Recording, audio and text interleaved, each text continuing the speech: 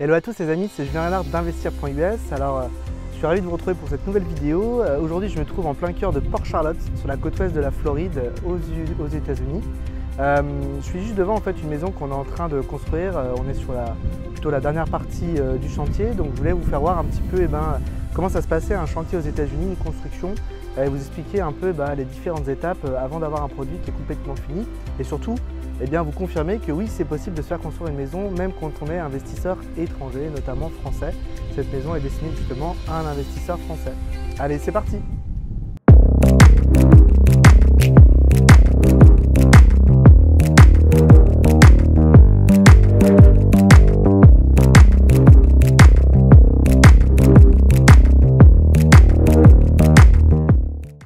Alors aujourd'hui, je vais vous faire un format un peu vlog. Je vais vous faire en fait une visite de la maison telle que je la vois moi.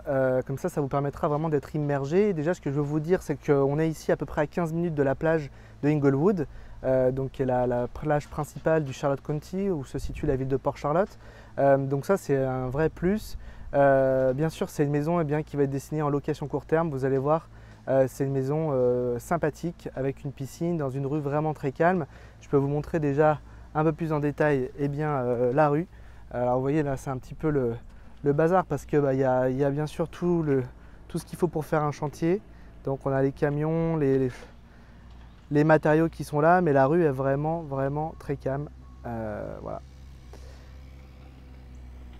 Donc je rentre dans la maison par ce qui va être l'entrée. Alors devant une maison, à chaque fois il y a un driveway. Nous, nos standards de finition font qu'on fait tout le temps des driveways en pavé.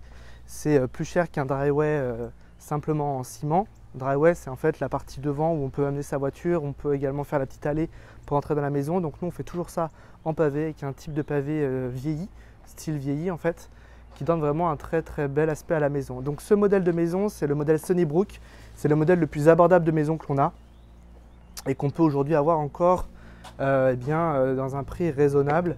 Bon, généralement en dessous de 400 000 $, ça dépend bien sûr de l'emplacement de la maison et du terrain.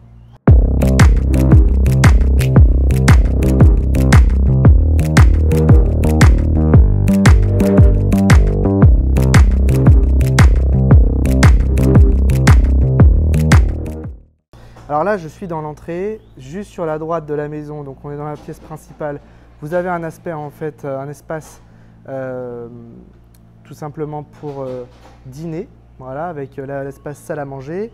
Vous avez la grande pièce de vie où là vous pouvez mettre le canapé qui donne également sur l'espace complètement ouvert de la cuisine dite à l'américaine. Voilà, donc vous voyez que là on est vraiment dans l'aspect encore gros œuvre entre guillemets. Il reste encore pas mal de travail. Je vous donnerai un peu plus en détail les étapes du chantier. Je vous expliquerai un peu plus ça. Déjà, je vais vous faire un peu la visite de la maison en essayant de faire en sorte que vous puissiez vous projeter. Donc là, on est dans la cuisine, dans la grande salle. Je me dirige tout de suite vers le premier espace nuit, qui est l'espace nuit en fait, du propriétaire. En fait, c'est l'espace parental avec la master bedroom. Vous voyez, une belle ouverture, une belle baie vitrée qui va donner sur la piscine. J'irai voir un peu plus tard. L'espace extérieur, vous verrez que c'est très sympathique. Donc tous les matins vous vous levez, vous avez la vue sur votre piscine. Là vous avez le rangement, ce qu'on appelle un walk-in closet, c'est-à-dire vraiment un rangement où vous pouvez rentrer dedans, mettre vos affaires, vous déplacer. Donc vraiment un vrai beau dressing. Juste à côté, vous avez la salle de bain. Donc là vous avez les deux emplacements pour mettre deux vasques, tout simplement, double vasque. Vous allez avoir ici le toilette, voilà. Et juste ici, la douche pour les parents, voilà, juste ici. Donc ça, c'est la première chose sympathique. Et puis surtout, ce qui est sympathique, c'est que dans ce modèle de maison, comme dans tous les modèles que l'on a d'ailleurs, les enfants sont complètement de l'autre côté, ou en tout cas, il y a un espace vraiment isolé pour les parents. Donc la maison fait 3 chambres, il y a 2 salles de bain, et il y a même une salle de bain extérieure. Donc voilà, deuxième chambre. Donc là, c'est des chambres plus standards, mais qui sont quand même de très bonne taille.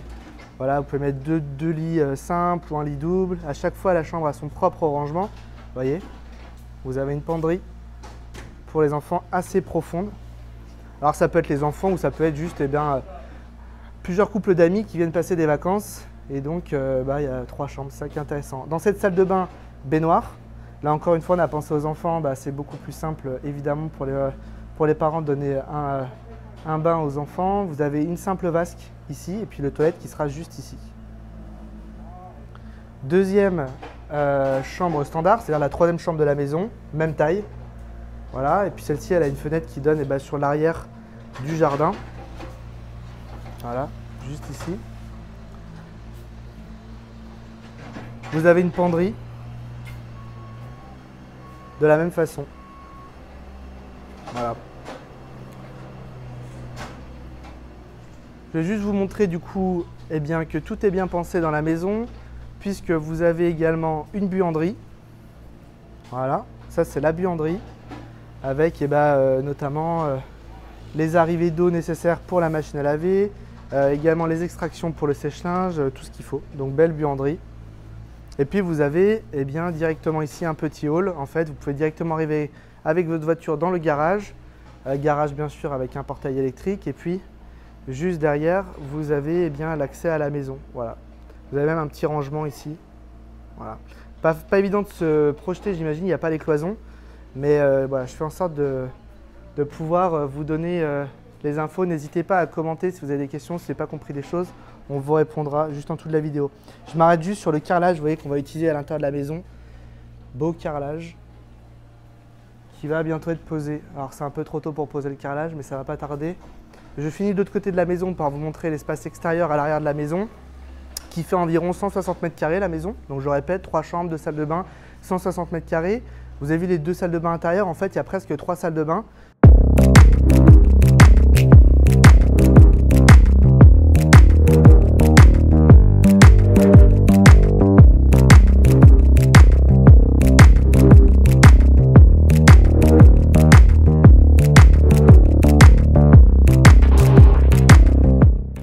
Cette belle terrasse qui donne sur la piscine, qui est juste ici. Donc sur ce modèle-là, on est sur une piscine standard, mais qui est déjà voilà, très sympathique. C'est une piscine qui fait 8 mètres par 4 mètres environ. Voilà. Vous voyez d'ailleurs les gars qui sont en train de faire la piscine. D'ailleurs, la piscine, c'est un process qu'on peut faire complètement en parallèle du reste de la construction de la maison. C'est pas handicapant. Et puis donc, comme je vous disais, il y a presque une troisième salle de bain parce qu'en fait, ici, vous avez un autre toilette pour l'extérieur. Voilà, ça évite de rentrer à l'intérieur, de tout mouiller si on est dans la piscine, avec une vasque qui va être posée ici. Et puis ici, vous avez la douche de la piscine qui va être posée ici.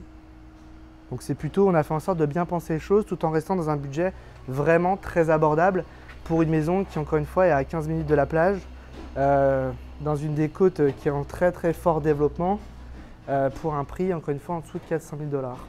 Alors encore une fois, les prix, attention, ça évolue beaucoup à Port-Charlotte. Ce type de modèle était beaucoup moins cher il y a quelques années et puis évidemment beaucoup de choses augmentent comme notamment tous les matériaux et notamment ça, les lumber qui ont énormément augmenté en 2020. Et vous voyez, une maison aux États-Unis, il y a quand même beaucoup de bois, même si c'est bien sûr des structures en dur. C'est toutes les maisons que l'on construit, dont cette maison-là, sont toutes approuvées au Oregon Force 4. Mais par exemple, tout ce qui est ce qu'on appelle le framing, c'est-à-dire le cloisonnement de la maison, derrière il va y avoir les placo qui vont être posés. Tout ça, c'est en bois. Donc on est très très sujet aux variations de prix sur le bois.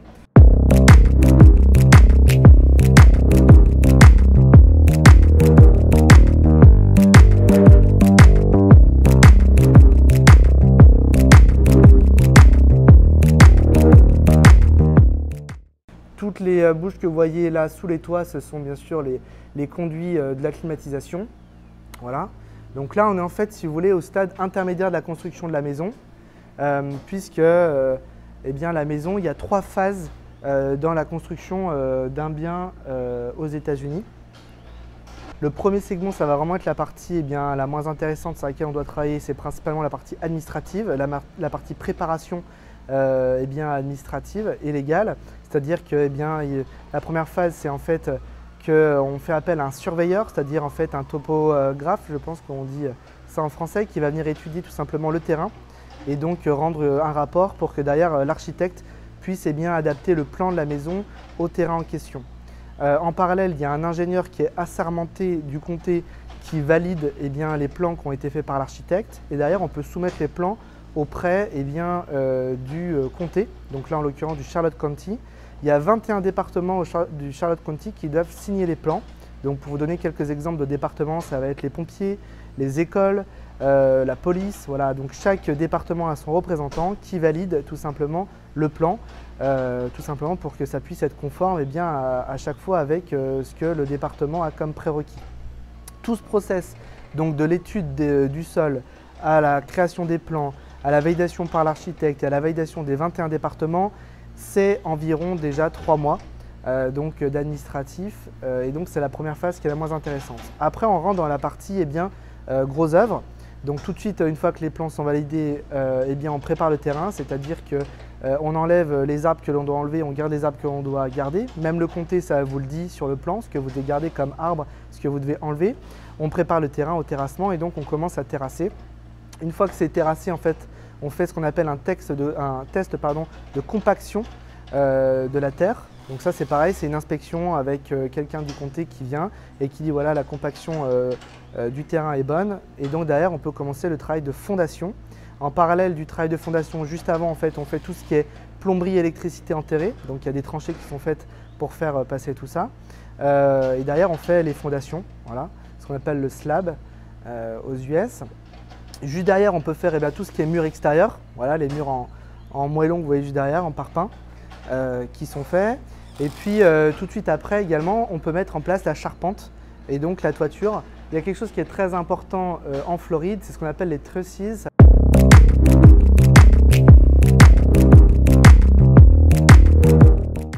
Les trusses, c'est en fait la charpente métallique qui fait le lien entre les murs en parpaing et la toiture, qui est en fait une toiture donc en panneaux de bois. Alors il y a une charpente en bois et dessus, c'est des panneaux de bois qui sont posés. Et enfin, derrière, vous avez en fait ce qu'on appelle du shingle, c'est-à-dire qu'en fait, ce sont des tuiles de goudron qui sont tout simplement liées avec la toiture et le toit en bois. Donc ça, c'est la phase suivante du chantier, notamment la partie charpente. Voilà. Une fois que la partie charpente est faite, on peut faire ce qu'on appelle le framing et l'électricité, la plomberie intérieure. Donc c'est ce que vous voyez là, on est à peu près à ce stade-là actuellement à l'intérieur. Voilà, je vous montre, voilà, le framing, c'est ça, c'est faire tout le cloisonnement de la maison. Et vous voyez que l'électricité intérieure a déjà été faite, les câbles sont intérieurs, ainsi que la plomberie intérieure avec les arrivées et les sorties, les évacuations d'eau. En parallèle, juste derrière, donc, on finalise le toit, c'est-à-dire notamment la partie shingle qui est posée. Sur cette maison, c'est déjà fait. Vous voyez, la maison, il y a déjà eu un shingle, il y a déjà le shingle qui a été complètement posé. Et puis donc là, c'est toute la partie gros œuvre. Et juste après, on doit faire tout le cloisonnement, donc à peu près tout ce qui va être évidemment les cloisons, les placots, d'accord. Donc ça, c'est à peu près toute la partie gros œuvre qui dure également 3 à 4 mois. Et puis derrière, on arrive sur la partie plutôt finition. Donc il y a la mise en place des fenêtres et des portes. Là, il y a déjà des portes et des fenêtres qui ont été mises en place, mais on attend encore des livraisons de fenêtres. Actuellement, on subit pas mal de retard sur les matériaux. Il y a tellement un boom important en Floride avec de nombreux arrivants qui arrivent. Et pour Charlotte particulièrement avec les constructions qui se passent, évidemment on n'est pas les seuls à faire ce que l'on fait et donc forcément il y a du retard sur des matériaux. Après avec l'expérience que l'on a, on arrive quand même à s'en sortir et à être plutôt on va dire à l'avant de la queue. Donc là maintenant on en est à cette phase là, ce qui va arriver sur cette maison ça va être la dernière étape. Donc la pose des fenêtres, des portes de garage et puis derrière les finishes. Une fois que les placons vont être faits, on va pouvoir faire les peintures. Une fois que les peintures vont être faites, on va pouvoir faire poser les meubles de salle de bain, meubles de cuisine, d'accord, la cuisine on va dire américaine comme on dit en Europe. Et puis en parallèle, tout le carrelage, toutes les maisons chez nous sont carrelées entièrement, donc ça c'est quelque chose d'important. Et puis derrière, refinition des peintures, et puis juste derrière il y aura tout l'aspect bien sûr extérieur avec bien sûr la création du driveway en pavé, végétalisation de la maison, donc on végétalise tout. Un, parce que c'est obligatoire auprès du Charlotte County, et puis deux, parce que ça donne un rendu beaucoup plus beau. Donc végétalisation, ça veut dire qu'on ramène tout simplement des carrés d'herbe que l'on pose, on ramène des arbres pour végétaliser la maison. Voilà, bien sûr, tout ce qui est autour de la piscine, l'espace piscine autour va être complètement pavé aussi. Ça, c'est également le cas.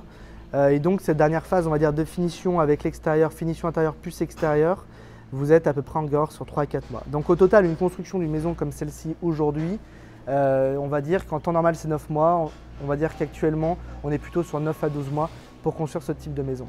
Sachant que le marché à Port Charlotte a pris en 2020 plus de 16% en valeur, Globalement, ce qui se passe, c'est quand vous mettez sous contrat sur une maison pour la construire, à la fin de votre construction, vous avez déjà fait une plus-value. Voilà. C'est toujours ce qui se passe. Il y a une vraie rareté sur les produits. Et puis, le marché est tellement en boom avec bien la demande qui n'est que grandissante ici que vous avez une plus-value automatique. Donc ça, c'est un produit qui est parfait pour la location court terme, qui va pouvoir être loué de décembre à avril quasiment à 100%. D'accord, va être occupé à 100% avec une moyenne à la semaine de 1200 à 1500 $. Et l'été, de mai jusqu'à, on va dire, novembre, qui est la saison plus basse, on va plutôt être sur 55% de taux d'occupation avec à peu près une semaine qui va être vendue au même prix, 1200 à 1500 $. Je parle à la semaine tout simplement parce que sur le Charlotte County, vous devez louer minimum 7 nuits si vous faites de la location court terme.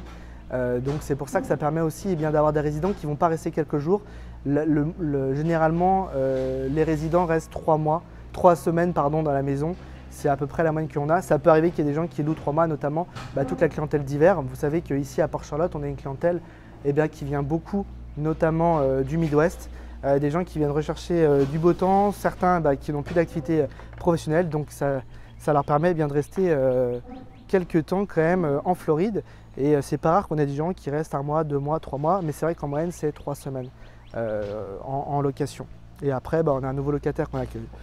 Donc bien sûr, on a un système clé en main pour les investisseurs qui veulent faire du court terme, avec bien sûr un système à la fois pour le marketing de la maison, pour avoir un bon taux d'occupation, et puis derrière avoir tout l'aspect opérationnel, le ménage, avoir l'aspect également bien sûr pour l'entretien de la maison. Et puis s'il y a des problématiques diverses, bien sûr avoir quelqu'un qui intervient.